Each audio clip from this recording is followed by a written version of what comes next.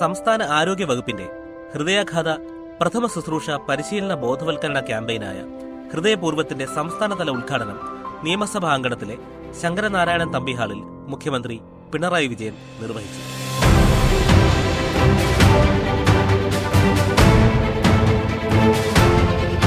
ഈ പ്രഥമ ശുശ്രൂഷ നൽകുന്നതിന് ഉപയോഗിച്ചു വരുന്ന ഒരു മാർഗമാണ് CPR.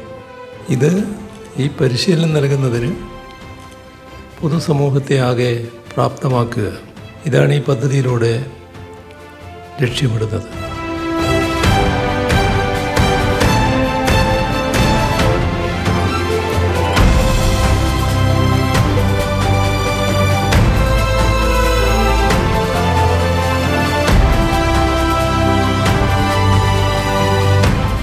നിയമസഭാ സ്പീക്കർ AN ഷംസീർ അധ്യക്ഷത വഹിച്ച ചടങ്ങിൽ ആരോഗ്യവകുപ്പ് മന്ത്രി വീണ ജോർജ് സ്വാഗതം ആശംസിച്ചു.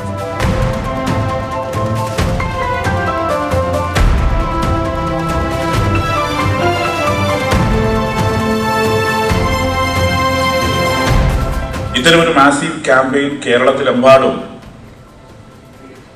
ഹെൽത്ത് ഡിപ്പാർട്ട്മെന്റ് IMAയുടെ ജോയിന്റ് വെഞ്ചറായി ഇനീഷ്യേറ്റ് ചെയ്യുന്നുള്ളത് ഏറ്റവും സന്തോഷകരമായ കാര്യമാണ്. ഇത് വളരെ അപ്രീഷിയേറ്റ് ചെയ്ത ഒരു പ്രോസസ്സാണ്.